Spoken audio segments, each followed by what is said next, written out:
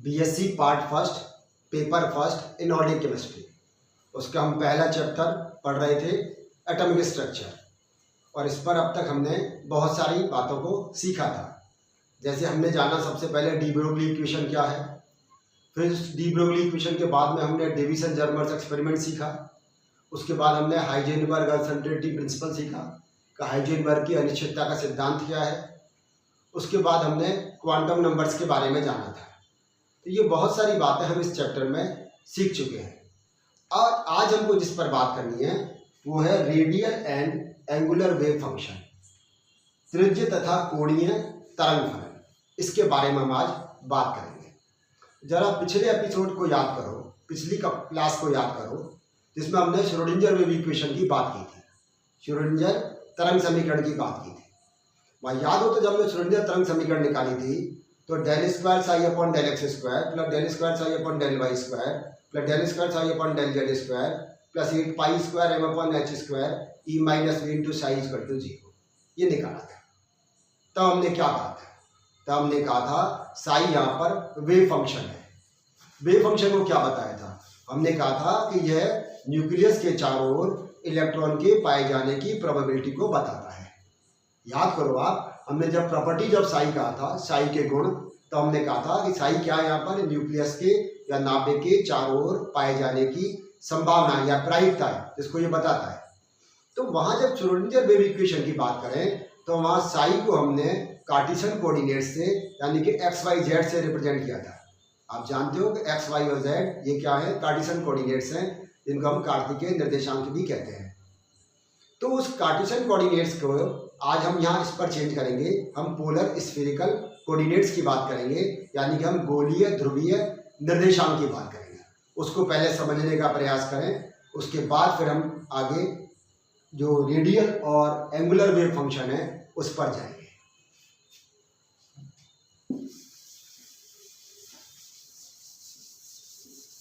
एक डायग्राम की सहायता से इसको समझने की कोशिश करें।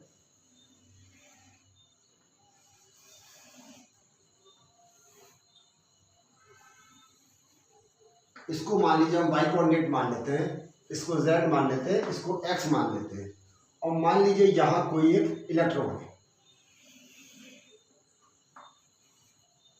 यहाँ हम ये ओ कह देते हैं, जो ओरिजिन पॉइंट है, यहाँ पर हम कोई पी कह देते हैं।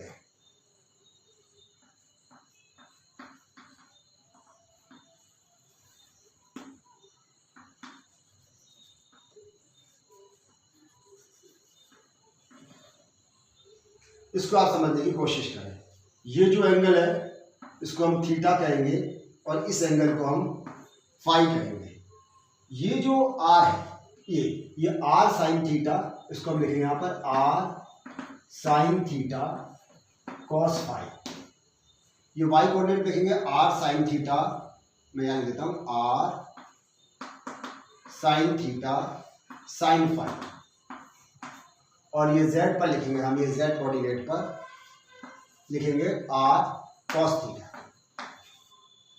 क्या है समझने की कोशिश करें। हम कह रहे हैं, मान लीजिए ये न्यूक्लियस का ओरिजिन पॉइंट मान लेते हैं। यहाँ से यहाँ पर कोई इलेक्ट्रॉन है, ये इलेक्ट्रॉन यहाँ पर स्थित है, और ये कोई डिस्टेंस है जिसको हमने r कह दिया, यानी कि न्यूक्लियस से वो दूरी वह जहाँ पर के इलेक्ट्रॉन इस समय उपस्थित है। हम हाइड्रोजन एटम को लेकर चले, यहाँ पर कि वो हाइड्रोजन एटम कैसा है, hydrogen atom one electron system है। यहाँ पर ये जो इलेक्ट्रॉन प्रेजेंट है और वो न्यूक्लियस के चारों तरफ ये चक्कर लगा रहा है। तो जो पोलर स्फेरिकल कोऑर्डिनेट्स हैं उनको थीटा से रिप्रेजेंट करते हैं, आर से रिप्रेजेंट करते हैं, और फाई से रिप्रेजेंट करते हैं, आर थीटा और फाई। बात को फिर समझें। जैसे हम कह रहे थे एक्स वाई और जेड ये कार्टेशियन कोऑर्डिनेट्स हैं, एक्स वाई और जेड कार्टेशियन कोऑर्डिनेट्स हैं।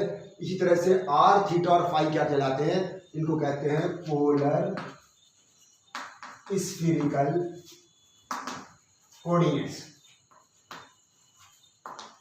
गोलीय ध्रुवीय निर्देशांक कहलाते हैं, आर थीटा और फाई। इसको अब हमें समझना है। पहले आपकी बात समझ में आ गई, इस एंगल को थीटा माना जो जेड के सापेक्ष है, इसको जो वाई के सापेक्ष है उसको हमने एक्स प्लेन पर जो है उसको हमने फाई कहा है, और ये न्यूक्लियस से इलेक्ट्रॉन के पाए जाने की डिस्टेंस है। ये जितनी दूरी पर न्यूक्लियस से इलेक्ट्रॉन उपस्थित है उसको हमने r से रिप्रेजेंट किया है। अब इसको आप पोलर स्फेरिकल कोऑर्डिनेट्स को समझने की कोशिश करें। जैसे मानो हम कहें कोई वेव फंक्शन साइन, इसको हम यदि ये x y z Cartesian coordinates की बात करें तो हम कहेंगे ये x x y y and z z, यानी कि ये x का फंक्शन है, y का फंक्शन है और z का फंक्शन है। इसी तरह से जब हम इसको पोलर स्फेरिकल कोऑर्डिनेट से बात करेंगे r थीटा और फाई, इससे रिप्रेजेंट करें r थीटा फाई, तो हम लिखेंगे यहाँ पर r, उसके बाद लिखेंगे हम यहाँ कैपिटल थीटा बनाएंगे, फिर इसको लिख देंगे थीटा, और फिर ये कैपिटल फाई बनाकर यहाँ इसको हम ये फाई लिख देंगे, r थीटा और फाई, यानी कि r इस r का फंक्शन है, थीटा इस थीटा का, और ये फाई इस फाई का फंक्शन है। यहाँ तक बात समझ में आ रही है। अब है क्या कि ये जो r है इसकी जो हम बात कर रहे हैं ये किस पर डिपेंड करता है, ये दो क्वांटम नंबर पर डिपेंड करता है। एक तो करता है ये प्रिंसिपल क्वांटम नंबर जिसको किससे रिप्रेजेंट करते हैं, हमने सीखा है स्मॉल n से रिप्रेजेंट करते हैं, और दूसरा रिप्रेजेंट करता है, ये निर्भर करता है एजीमुथल क्वांटम नंबर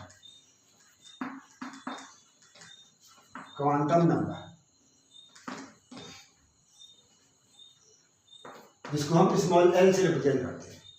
यानी कि ये जो r है ये दो चीजों पर निर्भर कर रहा है, n पर और l पर। ये जो थीटा है ये किस पर निर्भर करता है, ये l पर और m पर, यानी कि ये एजीमुथल क्वांटम नंबर पर और मैग्नेटिक क्वांटम नंबर पर। और ये जो फाई है ये केवल किस पर डिपेंड करता है, ये m पर डिपेंड करता है। फिर समझ लें, ये r प्रिंसिपल क्वांटम नंबर और एजीमुथल क्वांटम नंबर पर, ये एजीमुथल क्वांटम नंबर और मैग्नेटिक क्वांटम नंबर पर, और ये मैग्नेटिक क्वांटम नंबर पर। यदि आपको पिछली कक्षा याद हो तो हमने क्या कहा था, हमने कहा था n यहाँ क्या बताता है, n बताता है साइज। प्रिंसिपल क्वांटम नंबर से हमें क्या पता चलता है, उसके हमें आकार का पता चलता है, हमें एनर्जी का पता चलता है, एनर्जी का। एजीमुथल क्वांटम नंबर से हमें क्या पता चलता है, इससे हमें पता चलता है शेप, इससे हमें शेप का पता चलता है। और m से क्या पता चलता है, मैग्नेटिक क्वांटम नंबर, ये ओरिएंटेशन बताता है। ओरिएंटेशन यानी कि क्या बताता है, अभिविन्यास बताता है।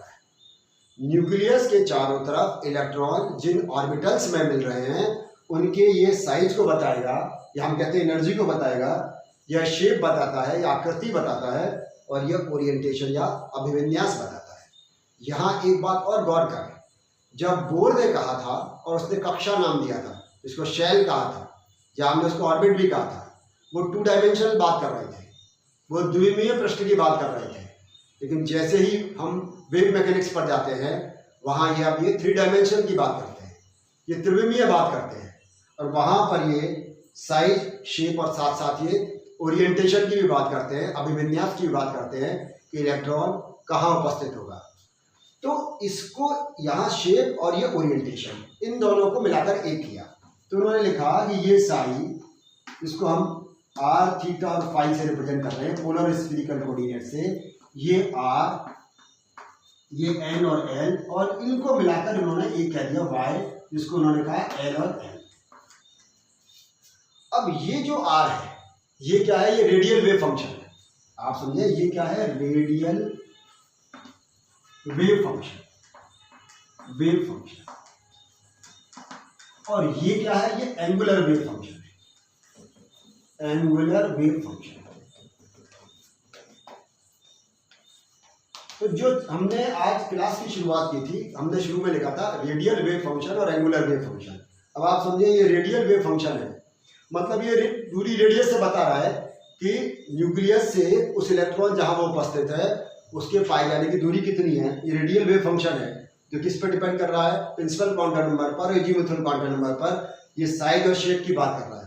और ये जो एंगुलर वेव फंक्शन है जिसको हम कोणीय तरंग फलन भी कहते हैं, ये 2 बातों पर निर्भर करता है। इसको हमने कहा एजीमुथल क्वांटम नंबर और मैग्नेटिक क्वांटम नंबर पर, ये साथ साथ आकृति के साथ साथ ये ओरिएंटेशन भी बताता है। इसको एक बार यहाँ पर और थोड़ा समझते चलें कि आकृति का मतलब क्या। जैसे जैसे हम समझे कि एस ऑर्बिटल है, ये कैसा होता है, स्फेरिकल होता है, गोलाकार होता है। जो पी ऑर्बिटल है वो डंबल शेप होता है, और ये जो डी ऑर्बिटल है वो कैसा होता है, वो डबल डंबल शेप होता है। F orbital triple dumbbell shape होता है। तो ये किसको बता रहा है, आकृति को। साइज तो आपके समझ में आ गया। पहले तो हमने साइज की बात की, साइज के बाद आपकी आकृति समझ में आ गई कि वो स्फेरिकल है या डंबल शेप है या डबल डंबल शेप है या वो ट्रिपल डंबल शेप है। ओरिएंटेशन का मतलब क्या, ओरिएंटेशन का मतलब ये कि वो एक्स कोऑर्डिनेट पर है या वाई कोऑर्डिनेट पर है या जेड कोऑर्डिनेट पर है, कहाँ पर इलेक्ट्रॉन उपस्थित है। तो ये जो एंगुलर वेव फंक्शन है, इससे हमें साथ साथ ओरिएंटेशन का भी पता चलता है। तो यहाँ आपके बात ये समझ में आ रही होगी इस पूरे उससे कि एंगुलर वेव फंक्शन क्या है और रेडियल वेव फंक्शन क्या है।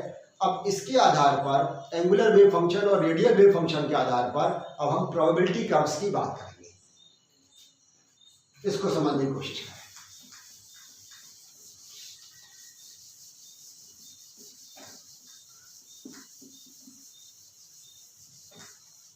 पहले हम लिख रहे हैं रेडियल वेव फंक्शन डिस्ट्रीब्यूशन का, डिस्ट्रीब्यूशन कर्व्स। बात आपके समझ में आ रही होगी। हम यहाँ केवल साइज की बात कर रहे हैं, तो रेडियल वेव फंक्शन है, साइज बता रहा है, शेप बता रहा है, ओरिएंटेशन की बात नहीं कर रहा है। आपको याद, जब हम पहले बात कर रहे थे, जब प्रॉपर्टीज ऑफ साई की बात की थी, तब हमने ये कहा था कि साई क्या है, वेव फंक्शन, इलेक्ट्रॉन को रिप्रेजेंट कर रहा है।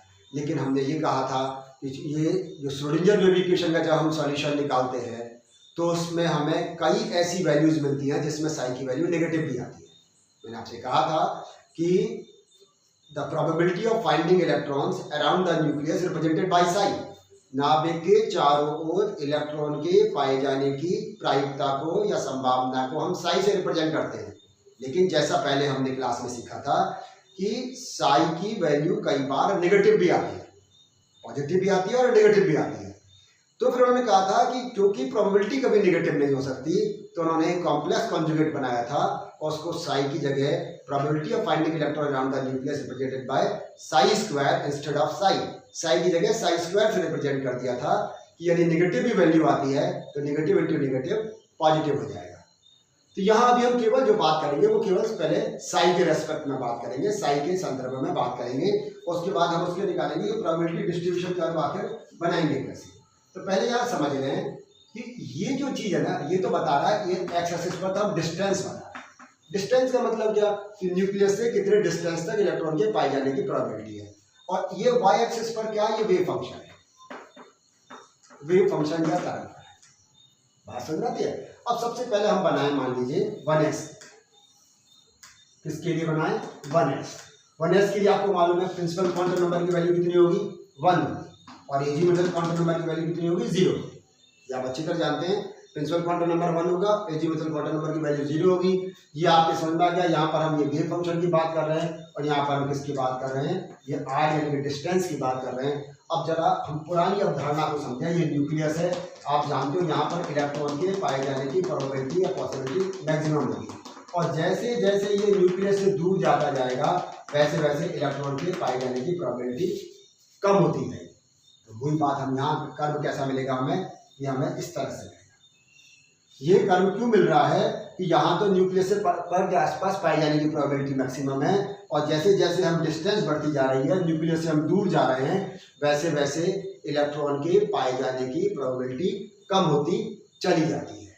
ठीक है। और जहाँ हम जानते हैं, ये हम पहले भी पढ़ कर आए हैं और कई बार हमने इस बात को रिपीट भी किया है कि जहाँ पर इलेक्ट्रॉन के पाए जाने की संभावना 90% या उससे अधिक हो, वो ऑर्बिटल कहलाता है। तो ये किसके लिए प्रोबेबिलिटी डिस्ट्रीब्यूशन कर्व है, ये है 1s के लिए। एक और बनाते हैं, ये मान लीजिए n की वैल्यू 2 और n की वैल्यू 0। बात आपके समझ में आ गई होगी। ये 2s की बात कर रहा है।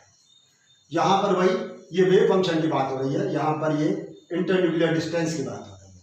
ये आप जानते हैं ये क्या है, 4 pi square r square r. यहाँ भी हम चाहे तो लिख सकते हैं 4 pi square r square r, ये है। ठीक है। तो अब यहाँ समझने की कोशिश करें कि यहाँ पर क्या कि ये इलेक्ट्रॉन के पाए जाने की प्रोबेबिलिटी पहले कम हो जाएगी, ये 0 होगी और उसके बाद ये इस तरह का कर्व हमें 2s में मिल जाएगा। यहाँ वेव फंक्शन की वैल्यू पॉजिटिव, यहाँ वेव फंक्शन की वैल्यू नेगेटिव आ रही है, क्योंकि हमने कहा था कि यहाँ पर साई का मान नेगेटिव भी हो सकता है। समझने की कोशिश करोगे, ये इलेक्ट्रॉन के पाए जाने की संभावना कम होती जा रही है, यहाँ पर आकर शून्य हो गई, वापस से फिर इलेक्ट्रॉन के पाए जाने की संभावना बढ़ी है। इसको इस डायग्राम से समझिए। जैसे मान लीजिए न्यूक्लियस, यहाँ पर हम कहें इलेक्ट्रॉन के पाए जाने की प्रोबेबिलिटी मैक्सिमम, धीरे धीरे करके ये कम होती जा रही है। उसके बाद जहाँ पर ये 0 हो गई और वापस से ये इलेक्ट्रॉन के पाए जाने की प्रोबेबिलिटी हो, ये मैक्सिमम है, ये मैक्सिमम वाला, और उसके बाद वापस कम हो रही है।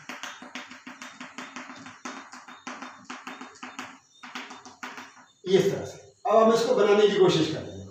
तो ये इस तरह का डायग्राम आ रहा है कुछ।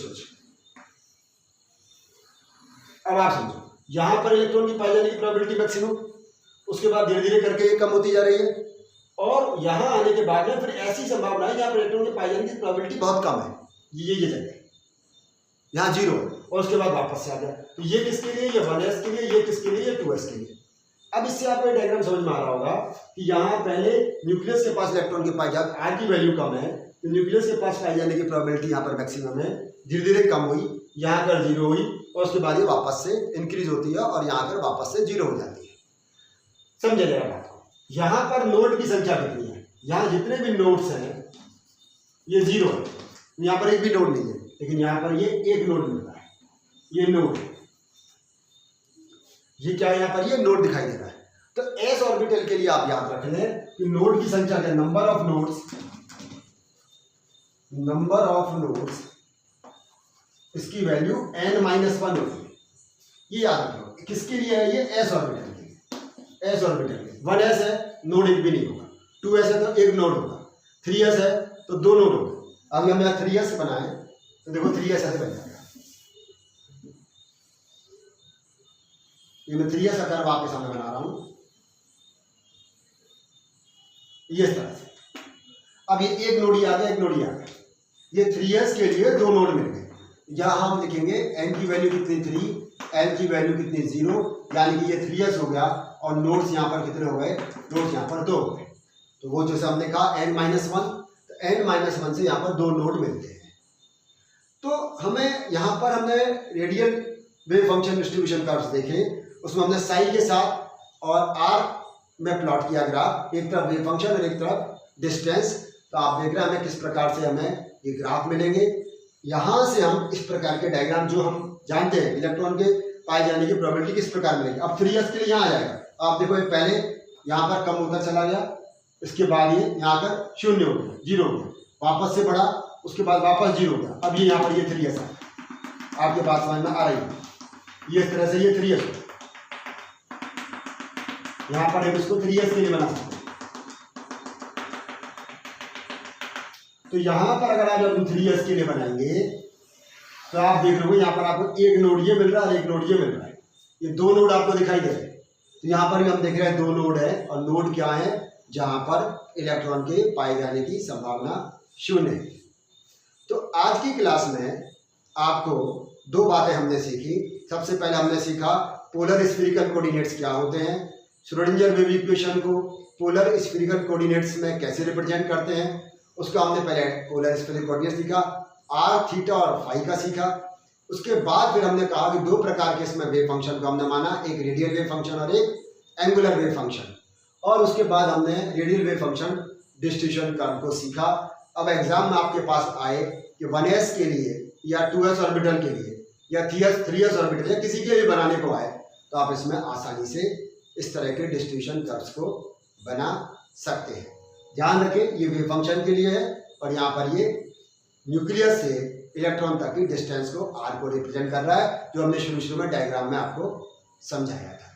धन्यवाद।